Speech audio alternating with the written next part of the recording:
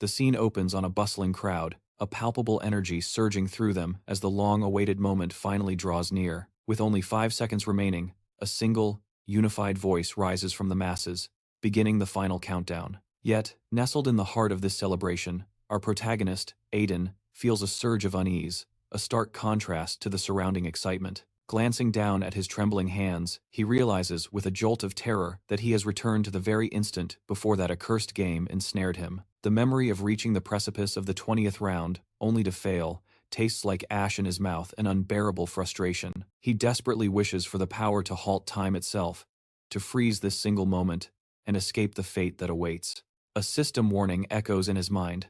The temporal reversal rune has reached its absolute limit, 100 uses out of a possible 100. A sharp clarity cuts through his panic. This is his final attempt, and this time, he is determined to witness the game's conclusion. He recalls a critical detail for the final round. He must assemble a team of 4 others to stand with him. The selection of these individuals requires careful consideration, a stark contrast to the carefree atmosphere of just a few minutes prior. Elsewhere, a group of students reveled in their imminent graduation, celebrating their official entry into adulthood. One boy expressed relief at no longer needing to use a fake identification, while another pondered his prospects after leaving school. He considered becoming a delivery driver, but, still uncertain, he turned to a young man named Kane, asking about his own plans. Kane simply replied that, as he had stated before, he would become a gangster, a declaration his peers met with disbelief, calling it insane. They argued that such a life was a death sentence, certain he must be joking about pursuing that kind of work. However, he remained unconcerned, proclaiming that since you only live once,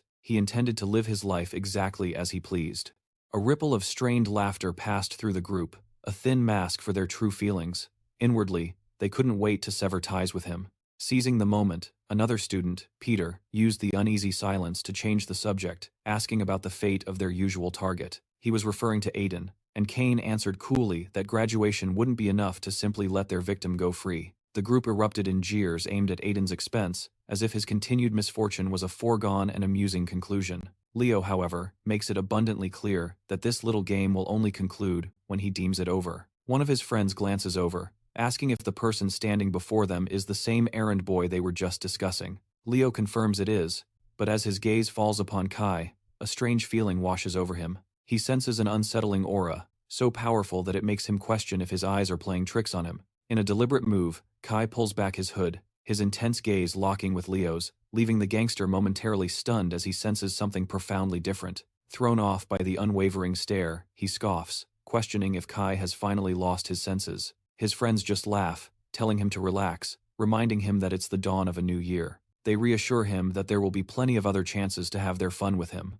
Leo takes a deep breath and reluctantly agrees. He declares he'll let it slide for one night, and at that very moment, the new year arrives.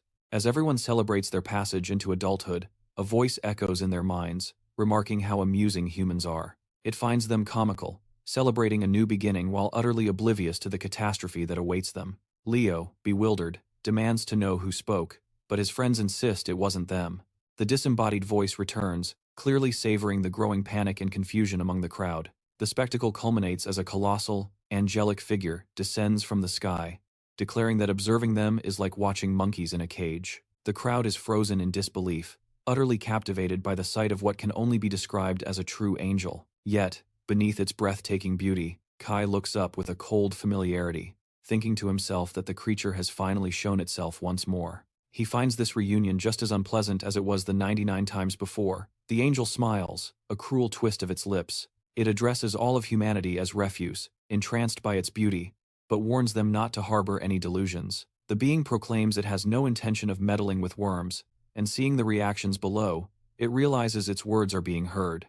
It concludes that they can, in fact, hear its voice. In that chilling silence, a man screams out from the crowd, his voice filled with a desperate question. What in heaven's name was that absurd outfit, and what gave her the audacity to call them mere worms? Our hero remains perfectly still, listening to the exchange, for he already knows the gruesome outcome. The angel, who had been smiling serenely moments before, now wears a terrifying mask of irritation. In a flash, the man's impudence is answered, as his head erupts in a visceral burst. A crimson mist showers the air, coating horrified onlookers who begin to tremble and scream in utter desperation. Young Min stares in disbelief, his mind unable to process the atrocity he just witnessed, muttering, "What in the world was that?" But the nightmare only intensifies as the angel's voice booms with fury, questioning how an inferior human dared to address a superior being in such a manner. She makes her decree chillingly clear: they possess no right to question her, and they should never act as if they are her equals. The unspoken threat hangs heavy: defy her, and your head will explode. With that, she begins to float above the terrified masses. She gazes down upon them, knowing their fragile human minds are incapable of comprehending the shift in their reality. She announces she will explain it simply, prompting our protagonist to lament the situation internally. He was about to hear this dreadful explanation for the 100th time. "A new game," she proclaims, "will commence on the first day of each month. It will last for 20 rounds, and during this time, all humans will be spiritually transported to a new dimension to become players." She warns them that there will be trials to face there, a declaration that sends waves of disbelief through the crowd. The angel clarifies that they must complete the missions that will appear, and if they succeed in this endeavor, they will be allowed to return to their reality as a reward. A man whispers to his neighbor, "I don't understand what the hell is happening." Another replies, trying to piece it together, "From what I gather, if we just complete her missions, she'll let us all live." The celestial being continues, her voice laced with amusement, "I'm sure all of you are foolishly thinking you'll survive just by completing these tasks." But she quickly crushes that fragile hope, making it painfully obvious that simply finishing the missions will not guarantee survival for everyone. Only the first half, in order of completion, will be spared. This revelation strikes the crowd with the force of a physical blow, turning hope into dread. The horrifying truth sinks in. Not only must they complete the missions, but they must also finish them faster than everyone else.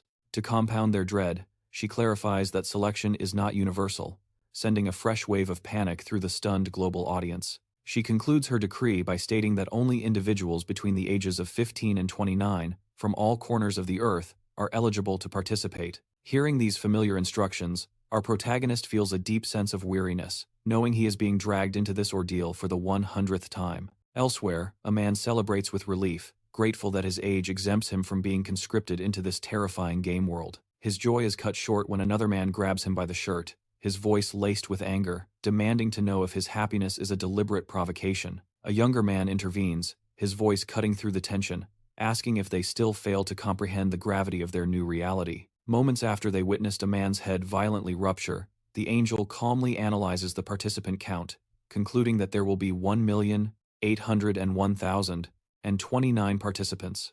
Announcing that all necessary explanations have been given, she declares the game's commencement, and our protagonist is instantly spirited away. He can still hear her voice echoing in the formless, unseeable void he now occupies. She imparts a final, critical warning. It is essential to construct a physical body before the spiritual transfer is complete. They are to consider it a form of avatar customization, and as this is their only opportunity, she implores them to choose their new forms wisely.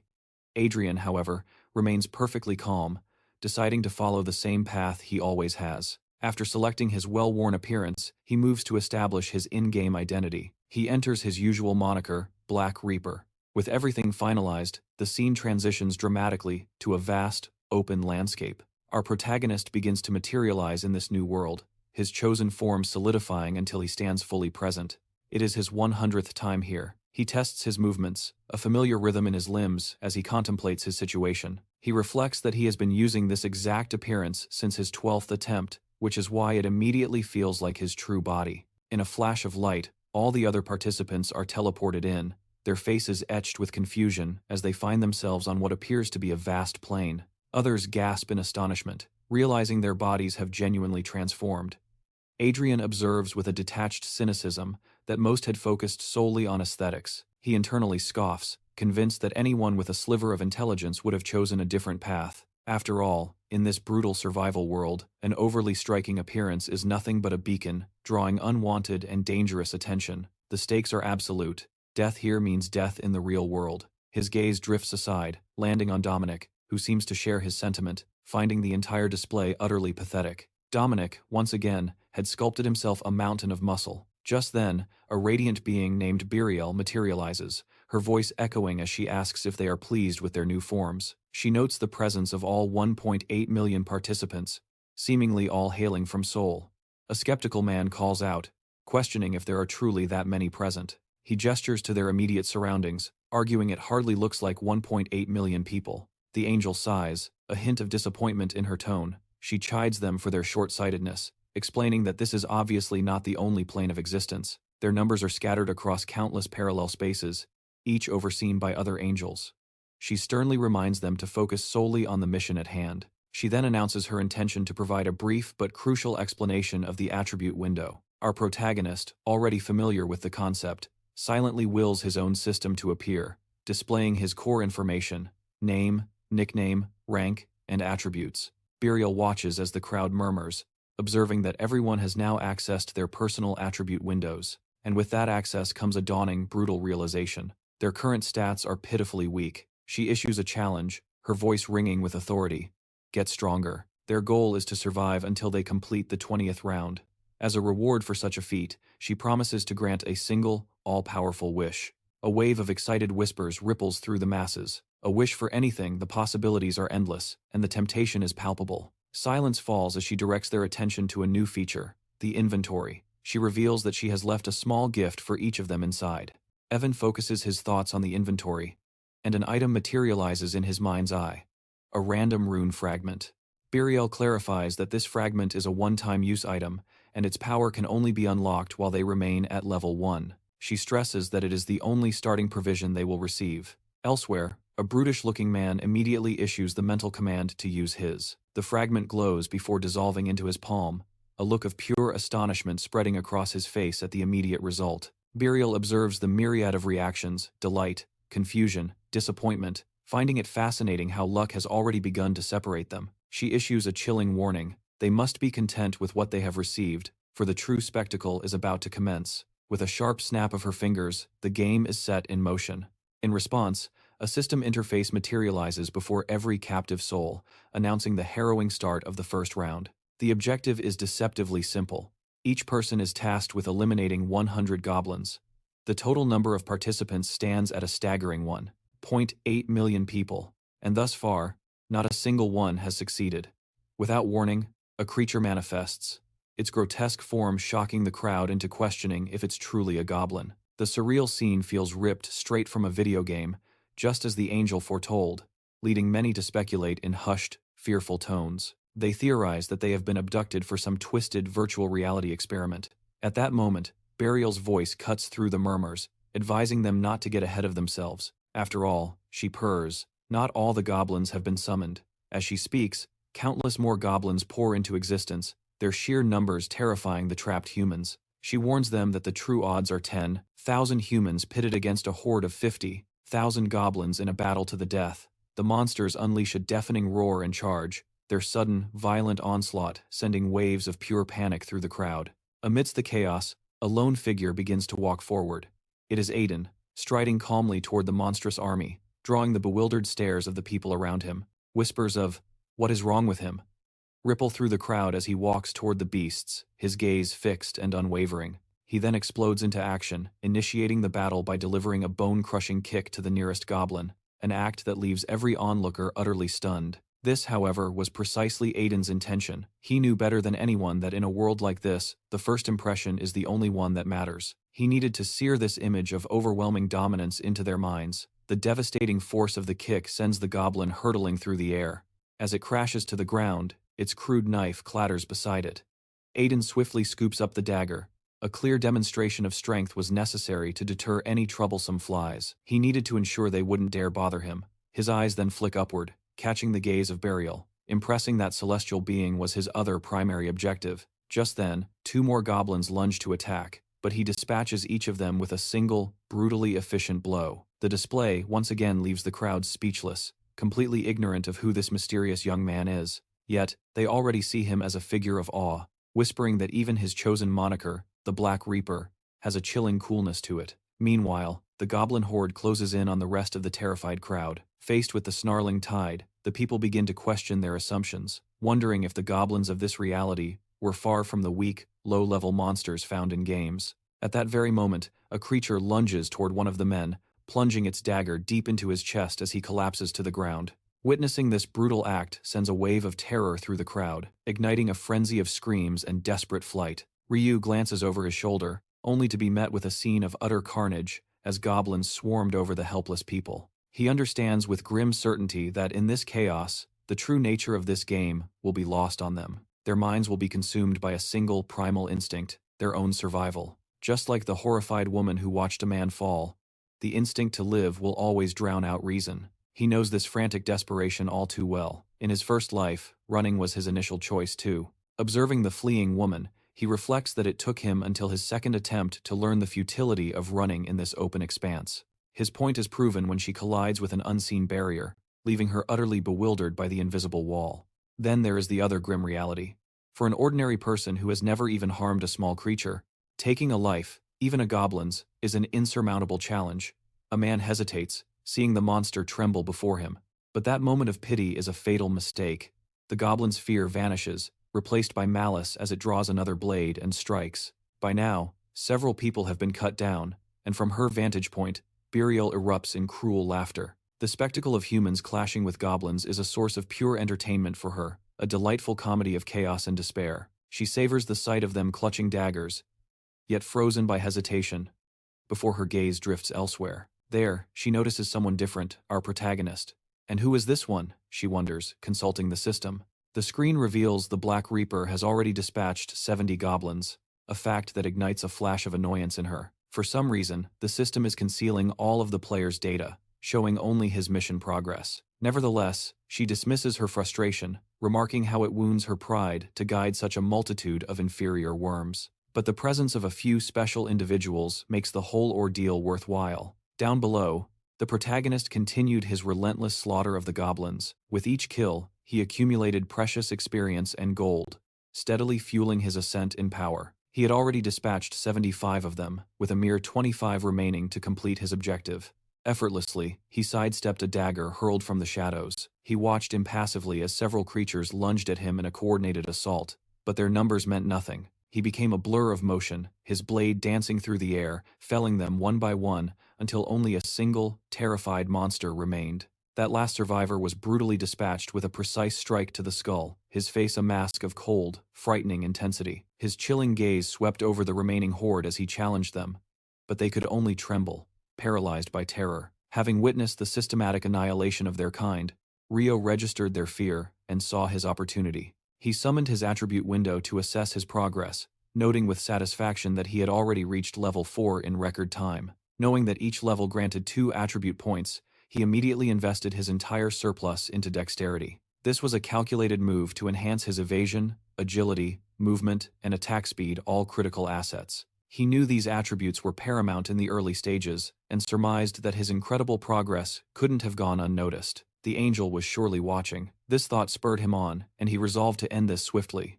With a flick of his wrist, he sent his dagger flying, embedding it in the skull of a nearby goblin, a clear invitation for them to attack. But the creatures remained frozen in terror. Seeing this, Rio took a deep breath and exploded into motion, charging forward at an incredible velocity. In the blink of an eye, he materialized before the very goblin he had just struck, his hand ready to reclaim the embedded blade. The remaining monsters couldn't even process his movement. By the time they turned to look, it was already far too late. A single, elegant spinning strike cleaved them in two, showering him with another wave of experience and gold. The final kill triggered another level up, marking the completion of his mission to defeat 100 goblins and securing his title as the first player in this world to finish the initial trial. A triumphant glow enveloped his body. He had performed exceptionally well in this first round, he thought with satisfaction. But his frenzied slaughter of the monsters wasn't just a manic display for the angel's benefit. There was a far deeper, more compelling reason for his ruthlessness. A glowing notification materialized before him, congratulating him for seizing the first-place position in the current region. A second alert followed, announcing his dominance over all regions and projecting a grand panel that displayed his alias, Reaper, at the absolute summit. To have dominated every region in the very first round sent a thrill through him. The rewards for the top 3 were known to be extraordinary. For his victory in the current region, he was granted a ticket for a rare weapon of a lower rank. But for his complete conquest across all territories, he received a far grander prize, a special reward selection chest. Leon chose to use the weapon ticket first, and 3 shimmering options appeared before him: the imposing longsword, the swift stiletto, and the silent dart. He recognized it wasn't a legendary cache, but for a new beginning, it was an excellent start. Satisfied with his options, he made his choice. and the stiletto materialized in his hand, a rare blade that increased his attack by 15 and dexterity by 1. Crucially, it was considered the finest dagger a novice could hope to wield, making it an ideal choice. He unceremoniously discarded the goblin's crude, makeshift dagger and closed the system, deciding to save the allure of the region-wide reward chest for a more opportune moment. While the cacophony of battle still echoed around him, he decided to investigate a crucial detail. He opened his attribute window, his eyes scanning until they locked onto something that stole his breath. The title, The Last Time Traveler. It was a distinction he had never once obtained in any of his 99 previous lives. Setting the profound discovery aside for a moment, he decided to use his Random Rune Fragment. A new notification flared to life, congratulating him for obtaining the temporal reversal rune, a power that was supposed to automatically engrave itself onto the player's very body. However, an error occurred, citing pre-existing traces of the selected rune. Residing deep within his soul, these remnants caused the new engraving to fail, an outcome that, truthfully, did not surprise him. He knew that if he could simply engrave it again, he risked being pulled back into that infinite, maddening cycle. But then, a different message appeared, one that explained that due to the traces of the rune already etched into his soul, he had been uniquely identified. He was officially recognized as a time traveler who had undertaken 100 complete journeys, and for this monumental feat, he had obtained the title, Player of the Last Journey. Leon was stunned, for he understood that titles were concepts that existed on a plane far beyond the power of mere runes. To claim this title, one must gather 100 temporal reversal runes. Its power is nothing short of miraculous. Upon death, his spirit can linger for 1 minute, and at his command, he can return to life, his body restored to its absolute peak. This is a singular, fleeting gift. Once used, the title vanishes. The revelation leaves him staggered. He's astounded. The power to cheat death is a sacred domain, exclusive to priests, and even their miracles are flawed. They can only bring back the fallen with a mere 30% of their strength.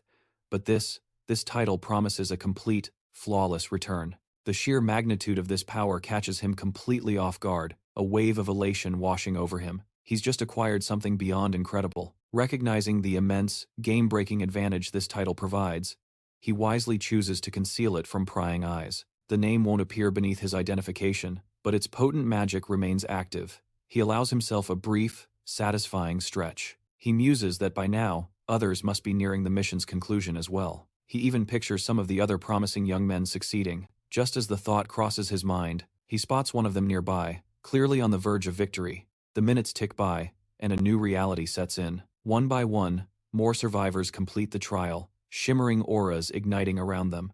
Biriel, the orchestrator, scoffs, commenting that things are becoming terribly dull. He laments how pathetic the humans are, taking so long to be torn apart by mere goblins. But then he offers a chilling apology, promising to make things more entertaining. A nearby woman cries out in terror, demanding to know what he means. Before her very eyes, the body of a wounded man beside her begins to dissolve into particles of light. His fate mirrors that of the fallen across the battlefield, their remains vanishing until the ground is wiped clean. In their place, a fresh wave of nightmares materializes, plunging everyone back into despair.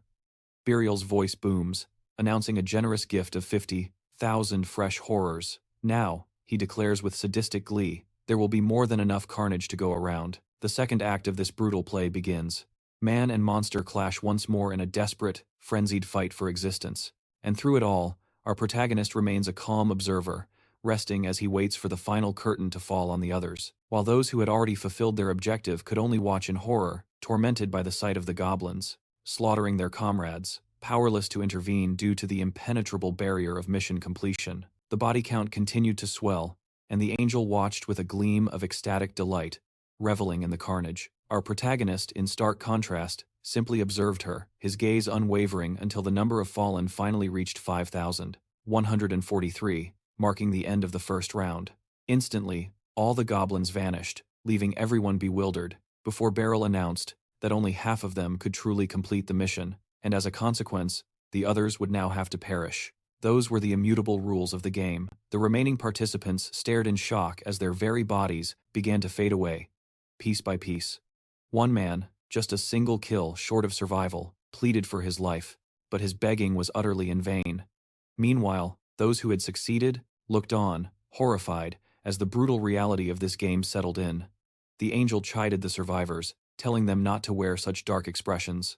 They should be overjoyed to be alive, she insisted, before announcing that their return was imminent. She offered them congratulations for clearing the first round and wished them better efforts in the next one to come.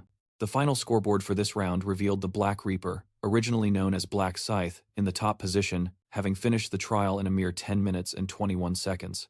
In second place were the Stupid Idiots at 16 minutes and 15 seconds, and in third, the Celestial Demon clocked in at 17 minutes and 7 seconds. Within their current region, our hero had claimed the first place spot, with Life as a Documentary securing second, and the Black Dragon in My Right Hand taking third. Another system notification appeared, confirming that the Black Reaper was ranked first across the entire region, as well as within the local zone. Because of this dominant performance, 2 exclusive items had already been granted to him, along with a prize of 1,000 gold that he had not yet claimed. The protagonist glanced at his system screen, which displayed the notification for the 1,000 gold currency that could be spent in the item shop. A murmur spreads, revealing a crucial detail. This function only unlocks at level 10. Suddenly, all eyes fix upon him, the realization dawning on everyone simultaneously. They are in the presence of the number 1 player. Seraphina herself seems taken aback, visibly surprised that the top-ranked player in the entire region stands before her. Intrigued, she addresses the formidable warrior, requesting a moment of his time. He grants her permission to speak. Seraphina cuts straight to the point, her voice laced with curiosity. Just how powerful are you? Have you, by some chance, acquired a special rune, or something of that nature? She continues. But halfway through the question, a flash of regret crosses her face. She recognizes her blunder, the mistake of prying too deeply. She realizes her error in asking such a direct question, a breach of protocol and power. But the damage is done. Liam's response is swift and sharp, turning the question back on her. Tell me, he says coolly, are you somehow unable to view my attribute window? Flustered, Seraphina quickly recovers, her embarrassment masked by a thin veil of authority. She confirms that she can see it perfectly, stating that such information is never hidden from an angel's sight. She insists it was merely a test of his character. A faint, knowing smile touches Liam's lips as he addresses her directly. May I, in turn, make a request of you? He asks. The question catches her completely off guard, her surprise evident. Her gaze locks with his as she inquires about his request. It seems, Liam states calmly, that the reward for achieving the number 1 rank is somewhat lacking. Gasps ripple through the onlookers. They stare in disbelief, stunned to witness a mortal brazenly questioning the divine angel. Seraphina's benevolent expression instantly vanishes, replaced by a mask of cold fury. Dare to repeat that, she seethes, her voice dropping to a dangerous whisper. Unfazed by her threat, Liam holds her gaze. I was expecting something more substantial. The sheer audacity leaves her speechless. A mere human, dictating terms to her. Say it again, she commands. Without a flicker of hesitation, Liam reiterates his stance. Your rewards are inadequate. I require something better. An icy silence hangs between them. Internally, Seraphina is a storm of rage, utterly incensed that this piece of trash would dare to make demands. To think she had considered him interesting, someone worth observing. But this arrogance was insufferable. All this ego, simply for felling a few insignificant goblins, was more than she could stomach. Her hand begins to rise, power crackling at her fingertips. A being this insolent, this ridiculous, deserves nothing less than complete annihilation. Yet, she pauses. A crucial limitation comes to mind. She has already expended her unique, fatal ability on another soul. To unleash that power again would require time. Her fury simmers, but as she considers her options, a new, more devious idea begins to take shape in her mind.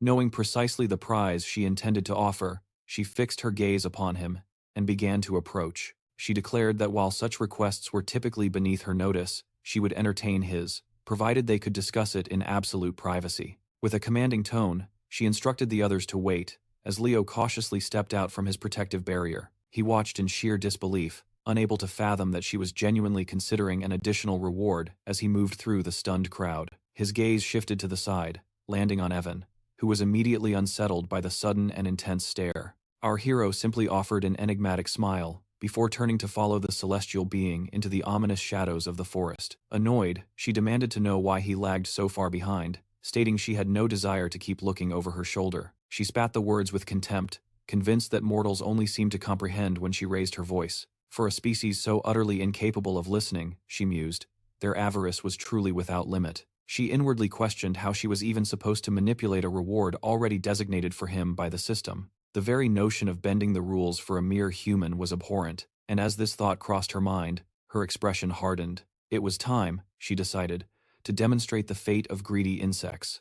The moment they passed the stone just ahead, their existence would be instantly erased. They walked onward, the arbiter internally conceding that there was a significant chance this entire affair could go terribly wrong. After all, eliminating a player for personal reasons, without the cover of a unique ability, was a serious violation. It was a dangerous problem. Should the other players rally for justice, it could completely shatter her dominion over the game. For this reason, her plan hinged on a single, crucial element. There could be no witnesses. A wide, wicked smile spread across her face. It was time to put an end to him. She turned, her voice dripping with false generosity, asking if he truly desired another wish. In her arrogance, she never saw the fist hurtling toward her, connecting with a brutal impact right across her face. The blow sent her flying backward toward the very stone she had designated as his tomb, leaving her completely stunned by the impossible turn of events. As she crashed to the ground, a single thought consumed her shattered pride. She couldn't believe a human had actually dared to strike her.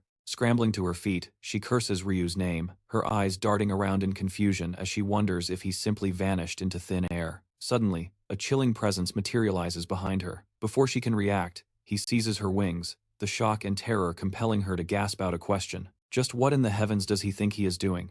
In response, Ryu's expression hardens into cold resolve as he gives one of her wings a vicious tug. A shriek of pure agony tears from the angel's lips, yet Ryu remains unmoved, coldly dismissing her as a crybaby before taking hold of the other wing. With every subsequent pull, Biriel's screams intensify, and a chilling confidence grows within him. He knows now that escape is impossible for her. Does it hurt? He asks mockingly. She spits back that the answer is painfully obvious. But her pain means nothing to him. A mere 5 minutes ago, she was the one poised to deliver a similar fate with an equally self-evident question. His words are followed by a low, contemptuous laugh. She demands to know if he's insane, feigning complete ignorance about his accusation. But Ryu silences her by revealing the very dagger she had concealed in his wing during her attempt on his life. Still, she plays the fool, pretending not to comprehend. She insists she never planned such treachery, but her denial is futile. Ryu had already read the truth, written plainly on her face. Then, he seals her fate by uttering her name, Biriel.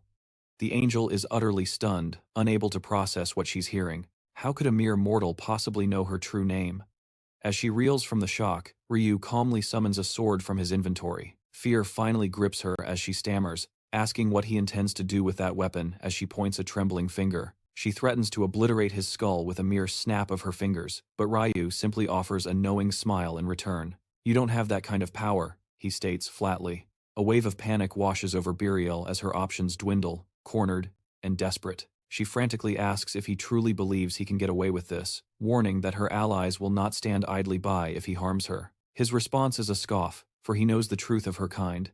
Angels are inherently selfish creatures, indifferent to the plight of others. Therefore, her life or demise would mean absolutely nothing to them. As a final, desperate gambit, she tries to reason with him. She insists he will regret ending her life, arguing there is no benefit to be gained from it. But Ryu cuts her off, telling her to be silent. He already knows his exit is secured. The system will automatically extract him once the designated population is cleared. Stunned, Serafina couldn't comprehend how he knew everything, her voice trembling as she pleaded for just one more chance. She promised him any information he desired, but he merely shook his head, his gaze fixed on the raw terror blooming across her face. He stated coldly that if information was his goal, their conversation would have involved far more unpleasant methods, as he was well aware of her true role. He dismissed her as an insignificant piece on the board, a mere guide whose purpose was fulfilled.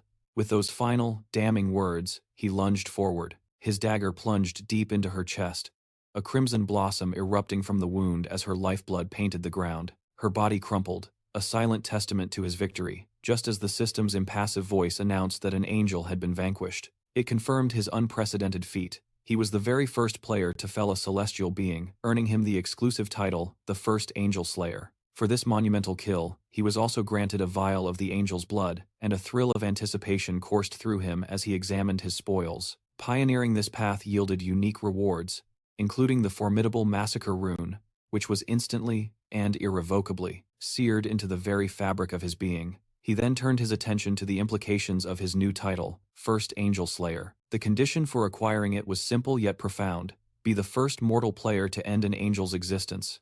Its effect was staggering. When confronting sacred beings, all of his attributes would be doubled. Then, he considered the power of the Massacre Rune. With each foe he vanquished, all of his attributes would surge by 1%, stacking up to a maximum of 100%. This incredible buff would persist until the conclusion of the current round. Ethan smiled.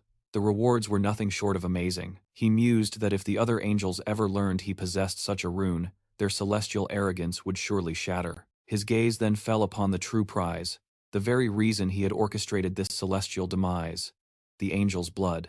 It was a consumable item of unique rarity, holding the singular power to change his class to that of a reaper. This transformation, however, was gated, usable only upon reaching level 10, and reserved solely for the first player to ever slay an angel. He alone held the right to ascend to the class of their natural enemy, a reaper, while all other players could obtain a class beginning at level 10. In a system with a total of 30 different classes available, changing one's class was typically a straightforward affair. To advance one's class, it is typically necessary to find a specific item, usually obtained through the trials of the hunt, or by fulfilling certain simple conditions. However, as with all rules, there are profound exceptions. Such is the case with the legendary unique classes, a destiny granted to a single player in existence, one who acquires it only through the most extraordinary circumstances. As expected, these unique classes operate on a plane of existence entirely separate from the others, boasting bonus attributes and progression runes of immense power. Their skill compositions and inherent abilities are nothing short of legendary. Ryun realizes he has returned from the trial victorious. As his reward for ranking first across all regions, the system presents him with a choice of one special reward. The first option is a staggering 3-fold bonus to all experience gained, lasting for the entirety of the second round. The second option is 2,000 gold pieces, and the third and final option is exclusive intelligence regarding the nature of the upcoming second round. Ryun understands that the paramount objective right now is to reach level 10 with blinding speed to secure his class change. Thus, he selects the 3-fold experience bonus without hesitation. The powerful buff is applied, an aura of potential that will automatically take effect once the second round commences. He watches the celestial being's form dissolve, a grim understanding dawning upon him. This is his last chance. There is no turning back, no room for failure. He must grow stronger, no matter the sacrifice. Across all regions combined, there was a total of 900,000 survivors who made it through, and on his current server, that number was a stark 5,000. A final announcement declares his imminent transfer back to his physical body in his original dimension. With a jolt, the young man awakens, startled, trying to place the distant ringing. Was it the New Year's bell? A cold sweat beads on his forehead, his mind reeling with confusion over what had just occurred. To his bewilderment, everyone around him is sprawled on the ground, as if they had all collapsed simultaneously, not to mention the hyper-realistic dream he just had. He grabs his phone, the screen flickering to life. It reads 5:20 in the morning, which meant that the time that passed in their dream had mirrored real life, and his friends began to stir, each one waking with a splitting headache. Amidst their aching bodies, one of the boys groggily asked Leo if he had passed out. He confirmed that he had. He added that every single person there had also lost consciousness, a fact they found utterly impossible to believe. It wasn't just that they all fainted at the same time, it was that they had all shared the exact same bizarre dream of another world. The tough-looking guy confirmed he'd had the same strange vision, but confessed with a grim certainty that it probably wasn't a dream.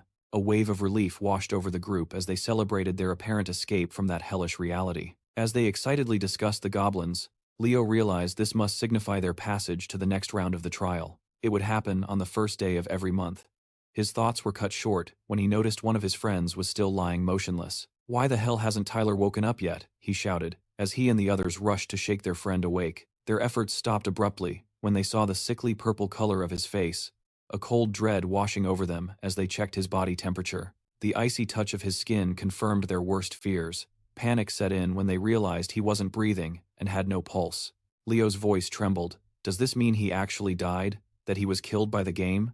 James was stricken with terror, asking if Tyler was truly gone because he couldn't survive the trial. They came to the chilling conclusion that all the others who were still lying down would never be waking up, because they were already dead.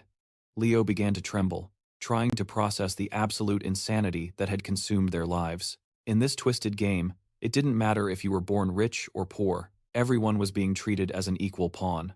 There was no longer any reason to lament an unfair life. Composing himself, he told his friends not to worry. From now on, they just needed to focus on finding a way to survive. But James, terrified, insisted that life was unfair. "We're going to die before we've ever had a chance to truly live," he cried out. Leo fixed his gaze on his two friends and warned them. He reminded them that they were not alone in this predicament, and because of that, he posed a chilling question.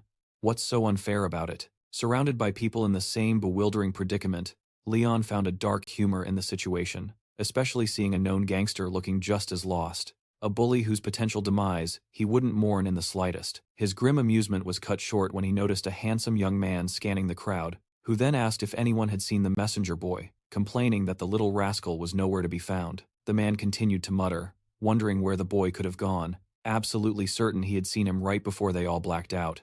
A chilling thought then crossed his mind. Perhaps the boy hadn't possessed the strength to survive the initial ordeal. He grimly concluded that it made perfect sense, dismissing the boy as a mere weakling. But just as he did, his gaze fell upon something that didn't belong. A figure was walking nearby, dressed in clothes so out of place that it sent a jolt of alarm through him, making him question what was happening. A wave of dread washed over him, as the sight of those strange garments could only signify one terrible possibility. Driven by this sudden fear, he instinctively tried to summon his attribute window, and, to his astonishment, the familiar system screen materialized before his very eyes. It displayed all his information from the other world, his chosen nickname, his status at level 5, and a summary of his core statistics. A profound shock rattled him to his core.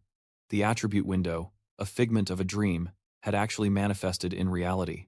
His friends, seeing his reaction, decided to try it for themselves, their faces soon mirroring his own disbelief at this impossible event. They looked around in a daze, knowing the system screen should only be visible to the individual user, which only deepened the mystery. They grappled with the terrifying question of how the dream world's rules had bled into their own, immediately wondering if their abilities and items were now real as well. Ethan, one of his friends, picked up a stone from the ground to put it to the test. As his fingers tightened, the rock didn't just crack, it exploded into dust within his palm. A thrilling realization hit him. His strength was identical to what he possessed in the dream world, and a surge of pure excitement coursed through him. The power was intoxicatingly, unbelievably real. That same night, a news report cast a shadow over their discovery, detailing a bizarre event that unfolded as the new year began. A strange bell had chimed in front of a city block, causing over 10,000 civilians to fall unconscious in an instant. The report continued, describing how an unidentified woman, appearing like an angel, had materialized in the sky above the city.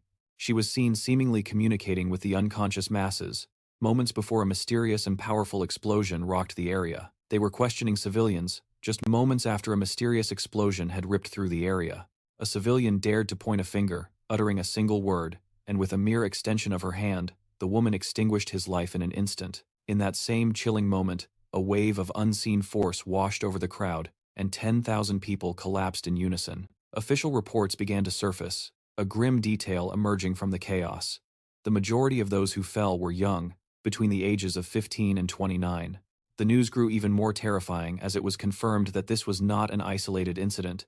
Identical events were unfolding in nations across the globe. Leo watched the world's frantic attempts to understand on his phone, a cold certainty settling in his gut. This was only the beginning of the end. He saw how the news articles fixated on the growing death toll, completely missing the terrifying reality hidden beneath the surface. The true catastrophe was that the barrier had broken. The abilities of players were now manifesting in the real world, and the ensuing chaos was inevitable. For now, no one possessed an attribute high enough to cause a true cataclysm, but this fragile piece was merely a countdown. Leo knew that as the levels of these players climbed, the story would change dramatically, painting a far bloodier picture. These individuals were on a path to becoming transcendent beings, entities so powerful that no modern weapon, not even the full might of the military, could stand against them. The sheer force they would one day wield would be insurmountable. As Leo walked, a grim resolution formed in his mind. He refused to stand by and watch his world descend into madness. If he allowed things to continue on this path, nothing would be left. The earth would crumble long before the 20th round even commenced. This left him with only one possible solution. He would have to control all the players, dominating them with a power so overwhelming they would have no choice but to submit. To even unlock the boss room, he required a minimum of 5 key players, and fortunately, he already had a few promising candidates in mind. He had even conceived a method to bring them to his side, Though the moment to set his plan in motion had not yet arrived, there were more pressing matters to attend to first. Arriving home, he pushed open the door, and his gaze immediately fell to the side. A familiar, slightly exasperating sight greeted him. His dear younger brother had once again decided that instant ramen was a suitable dinner. Walking into the bedroom, he found Julian already sound asleep, and a small smile touched Leo's lips at how peacefully his brother could rest amidst the growing storm. He lingered for a moment, a thought crossing his mind. His brother was already starting his third year of high school, a crucial and demanding time in any young man's life. His family life had been perfectly ordinary, but after a tragic car accident claimed his parents, everything was irrevocably altered. The most significant transformation was his new role as Owen's guardian, a thought that haunted him as he looked upon his brother's wound. He flicked on the light, rousing the boy from his sleep, who sat up and called out, questioning if his brother was truly there. Groggy, Owen glanced at his phone, his eyes focusing on the display that read 6 in the morning. He was startled when Ryder abruptly pulled back his blanket, his tone firm as he stated there was no more time for sleep. He was simply instructed to get dressed because they had to leave. Owen, confused, asked where they were possibly going. He grumbled that if this was some scheme to watch the sunrise, he'd rather stay in bed, but his defiant expression faded instantly. The sheer gravity on his older brother's face was chilling. Ryder warned him that this was no time for rest. The entire world was in chaos. He urged him once more to get ready, promising a full explanation of the situation once they were on their way. As they began their trek through the city, Owen's worried gaze remained fixed on his brother. He couldn't begin to imagine what had occurred to warrant such a grim and serious demeanor from him. Ryder finally broke the silence, asking if his brother was truly oblivious to the events unfolding across the globe. "What in the world are you talking about?" the boy asked, his voice laced with fear. "Did something happen while I was sleeping?" Ryder told him to check the current news on his phone. He immediately did, his eyes widening as he demanded to know what it all meant. The headlines were apocalyptic, reporting on an angel that had appeared and was abducting civilians into another world. Ryder explained the chilling truth. It was only their souls that were being taken, leaving Owen utterly stunned by the horrifying information. He realized his brother had been one of those people. "Are you hurt?" he asked, panicked. Ryder told him not to worry, but Owen shot back that it wasn't nearly so simple. His family was gone, and now all he had was his older brother. He recalled the aftermath of their parents' death, when all he could do was cry. Ryder was now the only person he had left to fill the profound emptiness left by the loss of their parents. He was astonished to see him, a man with a brilliant mind who now fought monsters, standing as the most mentally resilient person he had ever known. Are two entirely different worlds. Liam offers a reassuring smile, explaining that he knows what's on his brother's mind. He elaborates. "Inside that other world, there's a system called attributes, much like the ones you'd find in a game. My physical ability here doesn't mean a thing there." He adds that he'll show Owen proof later to ease his worries, and if he truly wants to understand, he needs to follow him. However, Owen stops abruptly in the middle of the street. "I don't want to wait," he declares. "If you want me to come with you, you need to explain everything right now. Otherwise, I'm not moving." He pleads again, desperation creeping into his voice. Liam's gaze lands on the fresh injury on his brother's hand, and a quiet fury begins to build within him. That's when he says the name. "Teague." His voice is cold. "We're going to Teague's hideout." He reveals he knows Teague is the leader of the delinquents from his brother's class, the one behind the threats. Owen, completely stunned, asks how he could have possibly known any of this. He grows more worried, as he never wanted his brother to carry this burden during such a difficult time. Liam, thinking to himself, feels a pang of guilt. He silently apologizes to Owen. In truth, he had learned everything just a few hours after returning, from his very first foray into that other world. On that day, Owen had told him he was just stepping out for a bit, but a while later, Liam's phone rang. When he picked up, a cold voice asked if he was Owen's guardian. He was told to come to the hospital immediately. The words sent a chill down Liam's spine, and he threw on whatever clothes he could find and sprinted there. His brother had returned home blind, the result of a savage beating from Teague. The memory made Liam's blood boil, a bitter reminder of how his weakness had left him powerless to protect his younger brother. For that reason, still lost in thought, he offers a silent, solemn vow. He apologizes deeply and promises that this time, no one will ever touch him again. Absolutely no one. Meanwhile, at the delinquent's hideout, a man is sent flying across the room by a vicious kick to the stomach. The gang's leader sneers. "Are you trying to die? I warned you to bring $200. Vincent demands an answer, his foot poised for another brutal kick, as his cronies erupt in cruel laughter. They sneer, commenting that they'd expect nothing less from their leader. a man known for being merciless even with his own crew. A shadow of unease passes over them as they realize that the same treatment could easily await them, should they ever step out of line. Vincent returns, his face a mask of rage, fuming that the money for his new bike is gone. He curses them all as useless, then rounds on one of the thugs, demanding to know if he has any ideas on how to get some cash. They desperately search for an answer, until one of the underlings has a sudden flash of inspiration. He brings up a certain individual in the transportation department, a tall kid with jet black hair. Unable to recall the name, Vincent asks with a smirk if they happen to be talking about that pathetic runt, Leo. He confesses he was already planning to pay him a visit for a little New Year's celebration beatdown. The henchmen are pleased they could offer a target, but their leader quickly tells them not to get their hopes up. He reveals that, as far as he knows, Leo is practically a beggar, explaining that no amount of pressure would yield any results. The boy simply has no money to give. Even the hovel he calls home is practically in ruins. The trio's spirits sink as they recall the grim truth. Leo has no parents to support him. Muttering about what a complete waste of time it is, their discussion is cut short when Vincent senses an approaching presence. He orders everyone to look. It was Liam, accompanied by his brother. Vincent smiles, not expecting the visit. "Well, speak of the devil," he sneers, his voice rising to a shout as he locks eyes with the two figures. He hurls a vicious insult at Leo, but Liam's expression remains stone cold, a stark contrast to his brother's. The young boy is paralyzed with fear, and the gang leader is baffled by the newcomer standing beside Leo. But there's something in the boy's unwavering gaze that sets him on edge, so he asks Leo who the little runt with him is. "Did you bring a friend because you were feeling lonely?" he taunts, but Ryan interrupts with a forced smile. Claiming to be his brother, Damien erupts in laughter, sneering that he never gave him permission to speak. He follows up with a chilling warning that their lives are forfeit, then gives the order to his underlings. As one of them closes in, he starts to ridicule Leo's stature, taunting him to throw the first punch. The words barely escape his lips before a fist connects squarely with his jaw, knocking him out cold. The second henchman is frozen in sheer disbelief at the sight. Nevertheless, he lunges at Leo, only for his punch to slice through empty air before he too meets a fist to the face. He is sent flying into the wreckage of the room, leaving only two, both radiating a false confidence. They guarantee that someone is meeting their end tonight, but Leo strikes them both down in an instant. They all collapse to the ground, trembling from the impact, which only seems to amuse the portly leader. He smirks, thinking his brother finally learned to fight, though it won't change the outcome as he approaches. He condescendingly asks if learning a little boxing somewhere has made him feel like a big shot. After closing the distance, he scoffs, asking what Leo will do when size is all that matters in a real fight, but Leo just smiles. Full of excitement, Leo poses a question. By any chance, had he been watching the news? Damien is baffled by the connection. He curses at him once more, rushing forward only to have his first punch swing through empty air. He then unleashes a frantic volley of punches and kicks, yet not a single one manages to find its mark.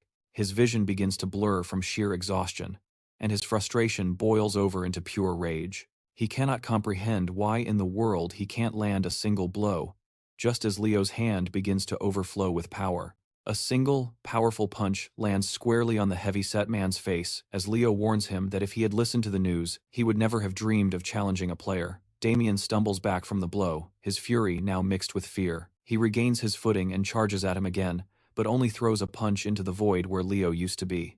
Utterly disoriented as to where his opponent vanished, he turns, only to be met by another punishing blow square on the jaw. A tremor racks the heavy-set thug's body, his shock turning to horror as he feels the new gap where a tooth used to be. This single act of defiance ignites a furious rage within him, a guttural promise escaping his lips that he will end our hero. He lunges forward with reckless abandon, his wild swing cleaving through empty air as Ryomen seizes his arm, unleashing a flurry of precise strikes against his face. All the while, the others cower within the warehouse, hidden and utterly paralyzed by the brutal one-sided confrontation. A chilling realization dawns upon the brute.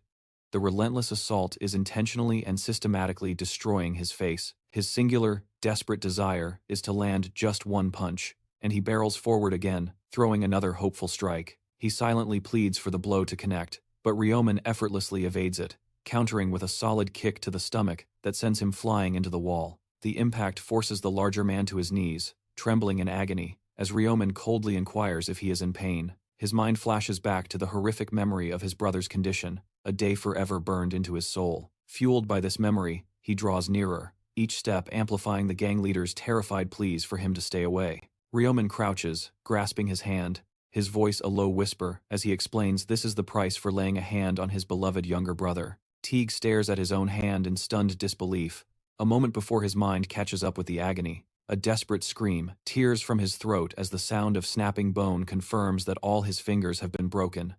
Ryomen then calmly takes the other hand and repeats the process. As the thug's agonizing screams fill the air, the rest of his crew finally seizes the opportunity to flee the scene.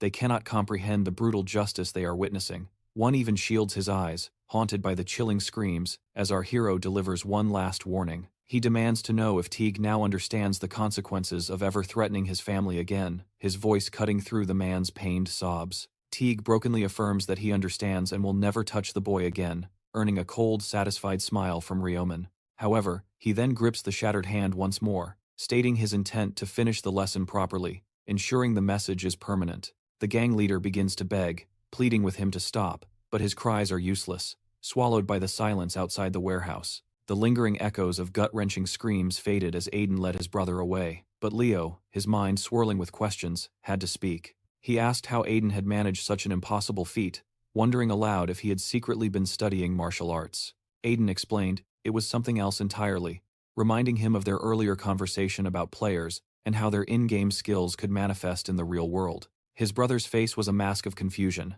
so Aiden decided a demonstration would be far more effective than words. A faint luminescence bloomed in his hand, coalescing into a physical dagger a moment later. His brother stared in awe, captivated by the weapon's exquisite beauty. He couldn't fathom how it had materialized from thin air, prompting Aiden to offer a brief explanation of how he had acquired these abilities from the game.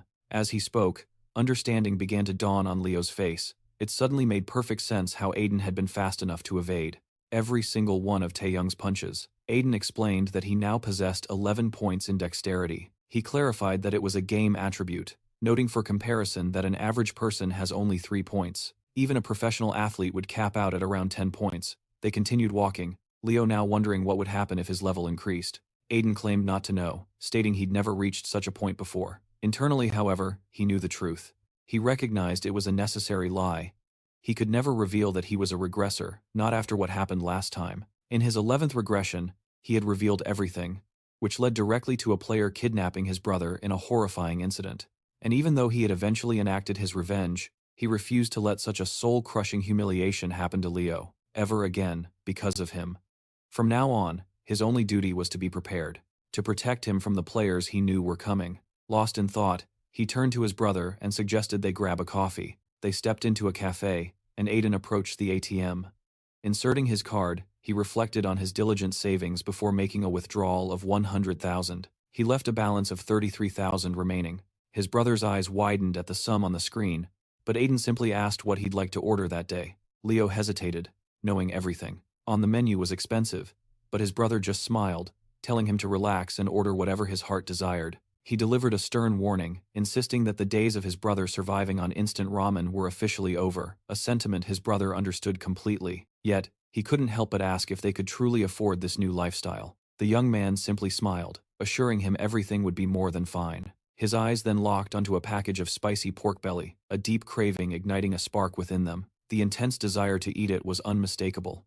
Ryan cautioned him, reminding him that any day now, they would be dining on premium Korean steak in a proper restaurant, but his brother just looked at him, completely baffled. To him, the food they held in their hands was already the pinnacle of perfection. The young man felt a wave of joy seeing his brother so utterly content. He made a silent promise that in just a few days, he would provide so much fine meat that his brother would practically grow tired of the sight of it. They prepared the meal right there on the spot. His brother took a bite, his eyes widening as he declared how incredible it was. Suddenly, Ryan stood up, asking them to wait a moment before walking away. He returned, tapping a pen rhythmically against the table. He then fanned out a stack of lottery tickets, leaving his brother speechless. He demanded to know why he had possibly bought 20 tickets, a reckless gamble amounting to 100,000. There was no guarantee of winning, he argued, but what he saw next only deepened his dread. He watched in absolute shock as the young man began filling out every single ticket with the exact same sequence of numbers. When questioned about this insane strategy, his answer was chillingly simple. Because these are the numbers that are going to win. The two brothers huddled around a phone as the broadcast for the 1049th lottery began. Ryan's stomach churned, convinced they had just thrown away 100,000. Their hard-earned money was gone in an instant. He felt a wave of depression, agonizing over a bet with odds lower than 1%. With that much money, they could have bought enough food to last for weeks. The first number was drawn, 3. The second followed, 18. The third ball revealed a 9, and the fourth was 38. With each matching number, Ryan's disbelief began to crumble into sheer astonishment. The announcer's voice echoed from the phone, confirming the winning combination: 3, 18, 9, 38, 21, and 1, with a final bonus number of 5. They were, impossibly, the exact numbers his brother had written on every ticket. He could only stare, his mind utterly unable to process the miracle he had just witnessed. It's utterly insane to have predicted every number, and he bursts into tears, asking if he can pinch himself. He desperately needs to confirm this isn't some fleeting dream, pleading to know if this incredible reality is truly happening. Ruben offers a calm smile, asking gently, "Would you prefer it to be a dream?" His brother chokes back a sob, insisting that he wouldn't. Yet, he still can't comprehend how this is possible, and a moment later, the realization hits him, sparking a wild celebration of their first-place victory. Ruben quickly cautions him to lower his voice, worried the neighbors might overhear. He then asks softly, "So, you're really happy, aren't you?" His brother replies that he's beyond happy, asking if Ruben doesn't feel the same overwhelming joy. Ruben simply affirms that he does. He reflects that he felt the exact same way the very first time, recalling a distant regression where he had screamed with unrestrained elation. That was the moment the results were announced, instantly making him a wealthy man. However, after experiencing this across several lifetimes, it had transformed into a familiar, annual task, a necessary step to accumulate the maximum amount of capital required for his mission. With each win, he is haunted by the foreknowledge of what's to come: 900 million deaths and an economy spiraling into absolute chaos. There is also the critical matter of item trading between players, a system that will soon become a frenetic and vital part of the new world. Since these transactions are conducted with real currency, his brother, still in a state of shock, admits he cannot process how all 100 tickets won first place. He then asks when their winnings will be converted into actual money. Ruben confesses he doesn't know the specifics, but he is certain it will be a staggering amount. An amount significant enough to shake the foundations of the world. The next day, Ruben makes his way to the Meridian National Bank. As he moves through the crowds, he muses that he's collected this monumental prize so many times before. The feeling of nervousness is a distant memory. Upon entering the bank, he walks directly to the service manager to make his claim. He states plainly that he is there to collect the first-place lottery prize, prompting a polite congratulations from the bank employee. The employee internally questions his claim, wondering how such an ordinary-looking student could have possibly won the grand prize. He proceeds with the standard verification, asking where the winning tickets were purchased. Ruben answers coolly, QS24, at the Yonsei branch. The location sends a jolt through the attendant, who suddenly recalls a panicked conversation about someone purchasing 115 winning tickets from that exact store. The winning tickets had all originated from the Willow Creek branch, and the man on the phone added that the most astonishing detail was that a full 100 of those tickets belonged to a single individual. He emphasized with urgency that if the holder of those 100 tickets appeared to claim their prize, they were to contact the bank's president at once, for this person was to be treated as a guest of the highest importance. Snapping back to the present, he apologized for his distraction and requested a moment. Shortly after, the bank president himself appeared, extending a warm greeting to our hero. Introducing himself as Jonathan, he inquired if this young man was indeed the one who had secured the first-place lottery prize. He offered his heartfelt congratulations on the incredible achievement and personally invited him to a more secluded area to discuss the matter. After all, they were dealing with an astronomical sum of money. Upon reaching the private office, they stepped inside. An employee named Julia greeted them instantly, her eyes filled with curiosity, wondering if the young man beside the president was perhaps his son. Jonathan quickly clarified that this was a VIP client, present to collect his winnings. He instructed her to ensure their guest felt completely at ease. It was only then that the realization dawned on Julia. The boy staring back at her must be the winner of the 100 tickets. A wave of nervousness washed over her, but she fought to remain composed, understanding the immense value of this client. With a professional smile, she gestured for him to take a seat, formally welcoming him and offering a beverage, coffee, juice, or tea. He politely declined, stating that he was fine and that the most pressing matter at hand was his desire to receive the prize money directly. She assured him that would be no problem at all. First, however, she explained that she needed to verify the tickets. He calmly handed them over, leaving the woman in a state of shock. She found it utterly unbelievable that a student could have purchased so many tickets, all bearing the exact same number. A thought crossed her mind: could he possibly see the future? After a thorough check, she confirmed that every single ticket was a winner. Barely able to process the words herself, she announced that his total reward was 22.5 billion won. After the mandatory tax deductions, the final prize amounted to a staggering 15 billion. Leo's first priority was securing a new home, and with that settled, he immediately opened a stock account. He foresaw an incredible opportunity. Bitcoin was projected to surge by an astonishing 500% in the coming month, a profit he intended to leverage. After successfully multiplying his fortune through cryptocurrency, he and his brother, Ryan, finally moved into their new, lavish house. Awestruck, Ryan asked his brother if he liked the place. Leo simply smiled, admitting he was more than impressed. He confessed he had never even been inside a house this magnificent, but questioned why his brother was only renting. With the immense wealth they now possessed, buying the estate outright seemed like the only logical course of action. Leo calmly explained that he had kept only 1 billion in hand, investing the other 14 billion entirely into Bitcoin. Ryan stared in utter disbelief at the monumental gamble, but Leo quickly moved to quell his brother's rising panic. He knew it sounded like madness, but he revealed his ultimate safety net. He could generate more funds through the lottery at will. He had already foreseen the next 4 winning results in his dreams. At this revelation, a spark of disbelief and excitement ignited in Ryan's eyes. The concept of dreaming of lottery numbers was something from a fantasy, and he immediately latched onto the idea, pleading with Leo. He implored him not to forget a single digit, no matter what. In his mind, Leo knew there was no way he could forget. He had replayed the numbers in his mind countless times and casually suggested they go out to eat, mentioning they would be moving again soon. Elsewhere, a deafening crack echoed as a fist smashed through solid concrete. It was Ethan, testing the limits of his newfound power. A savage grin spread across his face. He knew pouring every last point into strength had been the right decision as he prepared for another strike. He unleashed a furious barrage of punches against the wall, his exhilaration amplified by the strength rune he had recently acquired. The artifact, which doubled a player's raw power, left him admiring the cratered wall, a testament to his devastating might. This was a level of force that even a legendary fighter would envy, and he decided it was time to test this strength in a real fight. Consumed by this violent thought, he made his way directly to Ryan's new home, his intentions chillingly clear. He pounded on the door, his voice a low growl as he called out his name, only to be met by a deep and unnerving silence. He found it peculiar, yet the thought that the boy might have met his end never crossed his mind, even as his calls went unanswered. His mind then flashed back to the defiant gaze he received just moments before the competition began. A raw fury ignited within him. No one had ever dared to look at him with such arrogance, and for that alone, his only desire now was to end him. His fists hammered against the door in a desperate frenzy, knowing full well they were both players possessing unique attributes. But in his view, a weakling would always be a weakling. He finally stopped his assault, convinced that Leo was cowering somewhere inside. He pressed his ear against the door, silencing his own breath, straining to detect even the faintest sound of life from within. "I'm leaving. There's no one here," he announced into the hallway.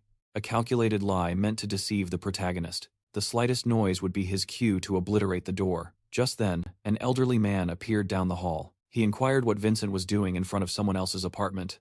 Vincent, intrigued, turned to face him. He asked if the old man was the building manager or held some similar position, to which the man affirmed he was. The manager then asked if he was there to visit a friend, prompting Vincent to instantly shift his aggressive expression. He feigned concern, replying that was exactly why he was there, and asked if the manager could open the door, claiming he'd lost contact with his friend. The old man interrupted him, however, stating it was a pity, as it appeared his friend had left him behind.